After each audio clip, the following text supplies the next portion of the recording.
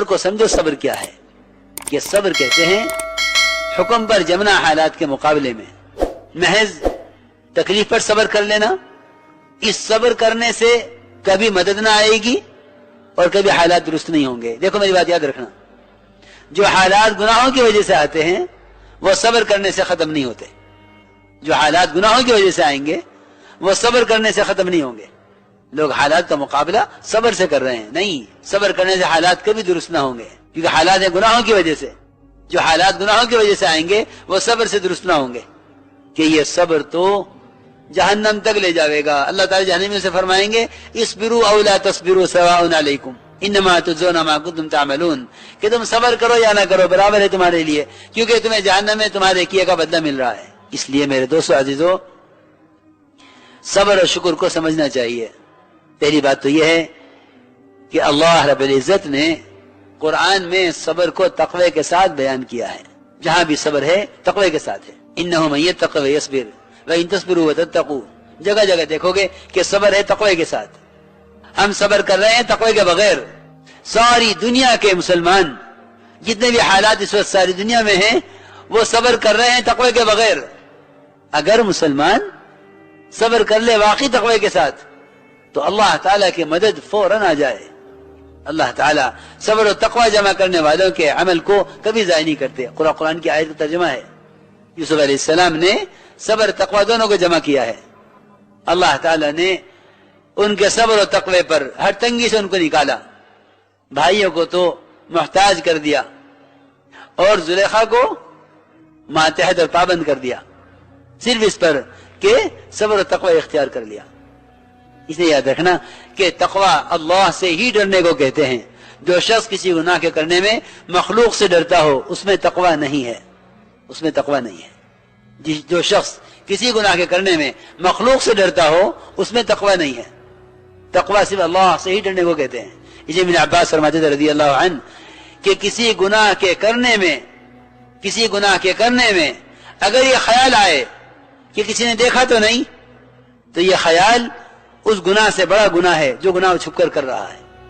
اس لیے میں کہا کرتا ہوں کہ تقوی اور حیا یہ ایمان کی ایسی علامت ہیں کہ جس کا تعلق صرف اللہ کی ذات سے ہے. بے حیا وہ نہیں ہے جو بے حیائی کے کام لوگوں کے سامنے کرے. بے حیا وہ ہے جو گناہ کا کام چھپ کر کرے. بے حیا وہ ہے جو گناہ کے کام کھل کر کرے, وہ بے حیا نہیں ہے. میری بات ذرا توجہ سننی پڑے گی. لوگ بے حیا جس کو کہتے ہیں جو گناہ کھل کر کرتا ہے. کھل کر گناہ کرنے والے کا تو انسانوں میں شمار ہی نہیں ہے. حدیث میں ہے کہ جو شخص حلال طریقے سے رات گزارے, سننا حدیث, جو شخص اپنی بیوی کے ساتھ حلال طریقے سے رات گزارے اور صبح اٹھ کر لوگوں کو بتلائے کہ رات میں نے یہ کیا ہے, اس کے بارے میں فرمایا ہے کہ یہ اس گدھے گدھی کی طرح ہیں جو اپنی حاجت لوگوں کے سامنے پوری کریں. جب حلال طریقے سے گناہ کر کے لوگوں کو بتلانے والے کو گدھا کہا جا رہا ہے, تو جو شخص گناہ کھل کر کرے کیا اس میں انسانیت کا کوئی حصہ رہ گیا ہے؟ اس لیے بے حیا وہ نہیں ہے جو گناہ کھل کر رہا ہے. بے حیا وہ ہے جو گناہ چھپ کر رہا ہے. اس لیے کہ حیا کا تعلق مخلوق سے نہیں ہے, خالق سے ہے. حیا کا تعلق مخلوق سے نہیں ہے, خالق سے ہے. حیا کا تعلق مخلوق سے نہیں ہے, خالق سے ہے. اس لیے فرمایا ہے کہ یہ تیری حیا جاتی رہے تو اب تو جو چاہے کر. کیوں کہ تیرا حیا کا تعلق جس سے تھا اس سے تیری حیا ختم ہو چکی ہے. اب تو جو چاہے کر, اب تو جانور کی طرح آزاد ہے. اذا فاتك الحیا فافعل ما شئت, کہ جو تیری حیا جاتی رہے تو اب تو جو چاہے کر. اس لیے میرے بزرگ دوستو عزیزو, ہمیں اپنے اندر تقوی پیدا کرنا ہے, اور واقعی یہ تقوی ہی ایمان ہے. قرآن میں صاف فرمایا ہے الزمہم کلمۃ التقوی وکانوا حق بها واہلها, کہ ایمان والے اس کلمہ لا الہ الا اللہ کے زیادہ حقدار ہیں اور زیادہ اہل ہیں, کیونکہ یہ تقوی کا کلمہ ہے. تو میں عرض کر رہا تھا کہ صبر اور تقوی یہ دونوں چیزیں متلازم ہیں ایک دوسرے کے ساتھ. اس زمانے میں مسلمان جتنا پریشان ہے ساری دنیا میں, اس کی وجہ صرف یہ ہے کہ صبر کر رہا ہے اور صبر کے ساتھ حالات کے بدلنے کا انتظار کر رہا ہے۔ کچھ وہ ہیں جو کہتے ہیں حکومت بدلے گی تو ملک کے حالات بدلیں گے۔ دیکھو میری بات یاد رکھنا، حالات کا تعلق احکام سے ہے، حکام سے نہیں ہے۔ حالات کا تعلق احکام سے ہے، حکام سے کوئی تعلق نہیں ہے۔ حکام سے حالات عالم کا کوئی تعلق نہیں ہے۔ ہاں وہ حکام جو ایسے تقوی اور عبادت والے تھے کہ اگر حاکم کی نیت بدلتی تو اس کا اثر اس کی بادشاہت پر نہیں، اس کی فوج پر نہیں، بلکہ اس کے ملک میں کسی باغ کے کسی ایک پھل کے رس پر اس کی نیت کا اثر پڑتا۔ اور ایسے ایمان والے تھے مالی کہ اس نے انار نچوڑتے ہی کہہ دیا کہ ایسا معلوم ہوتا ہے کہ حاکم کی نیت بدل گئی ہے۔ وہ تھے تقوی والے۔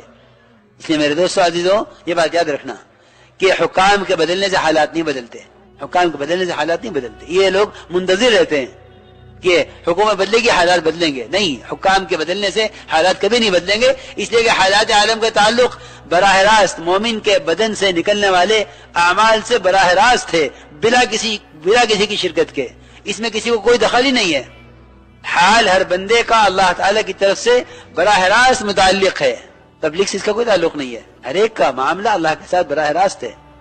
اس لیے یہ بات یاد رکھو کہ حالات صبر و تقوی سے بدلیں گے۔ اور اگر میں کہا کرتا ہوں کہ اگر سارے چور مل کر اور سارے مجرم مل کر بد دعا کریں ستانے والوں کے لیے، تو میں سمجھتا ہوں کوئی عذاب غیروں پر آنے والا نہیں ہے۔ دیکھو، بد دعاؤں کی قبولیت کے لیے بھی تقوی اور دعوت شرط ہے، اور بلکہ سب سے بڑی شرط یہ ہے کہ اگر تمہیں غیروں کے لیے بد دعائیں کرنی ہیں تو تمہارے دلوں میں ان کی ہدایت اور نجات کے سوا ذرے کے برابر بھی کوئی اور ارادہ نہ ہو، تو اللہ تعالیٰ تمہاری دعاؤں کو غیروں کے راستے سے ہٹنے کے حق میں قبول فرما لیں گے۔ اور اگر ان کی ہدایت کی تمنا نہیں ہے تو میں دعوے سے کہتا ہوں کہ کوئی بد دعا قبول ہونے والی نہیں ہے۔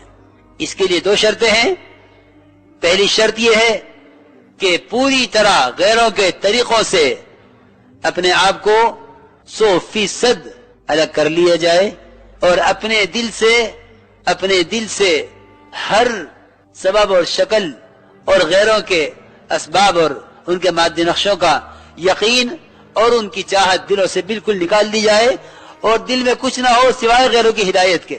یہ میں صحابہ کرام کے دلوں کا حال بتلا رہا ہوں کہ انہوں نے بڑی بڑی بادشاہتوں کو اس طرح للکارا ہے، بادشاہتوں سے اس طرح بات کی ہے جیسے غلاموں سے بات کی جاتی ہے۔ بادشاہ اپنے سرداروں سے کہہ رہے ہیں کہ یہ فقیر یہ میرے ملک کے نیچے سے زمین چھین کر لے گیا ہے۔ بادشاہ سلامت، آپ پاگل تو نہیں ہو گئے؟ آپ کیا بات کر رہے ہیں؟ آپ اسے ڈر رہے ہیں؟ قیصر کسریٰ کی بادشاہتوں میں جا کر اس طرح صحابہ نے بات کی ہے جیسے کسی غلام سے کی جاتی ہے۔ میرے دوستو عزیزو، یقین کرنا بہت آسان ہے، لیکن یہ بات وہ کہہ سکتا ہے جس کے دل میں ان کی ہدایت کے سوا اور کوئی تمنا نہیں ہے۔ جو غیروں کے اسباب کی دلوں میں تمنا رکھیں وہ کبھی بھی ان کے پنجوں سے اور ان کے ظلم اور زیادتی سے کبھی پناہ نہیں پا سکتے۔ سچی بات ہے۔ اس لیے کہ سمجھتے تھے کہ ہمارا حال یہ ہے کہ جس شاخ پر بیٹھے ہیں اسی کو کاٹ رہے ہیں۔ ان کی سی تجارتیں چاہیے، ان کے سے معاملات چاہیے، ان کی سی شکلیں، ان کی سی شادیاں چاہیے، ان کے سے لباس اور ان کے سے کاروبار چاہیے، سب کچھ ان کا چاہیے، اور پھر ان کی ہدایت بھی چاہیے اور ان کی ہلاکت بھی چاہیے۔ میرے دوستو عزیزو، ان ضدوں کا اجتماع کرنا یہ فضول کام ہے۔ یہ اجتماع ضدان کبھی کسی نتیجے پر پہنچانے والا نہیں ہے۔ صحابہ کرام کے غالب آنے کی صرف شرط ہی یہی تھی کہ وہ غیروں سے کچھ نہیں چاہتے تھے سوائے ان کی ہدایت کے، اور ان کے طریقوں سے اپنے آپ کو اتنا دور کیا ہوا تھا کہ آپ ہمارے صحابہ سے کہ تم غیروں کے طریقوں سے اتنے دور ہو کر رہو کہ وہ لا تتراءى ناراهما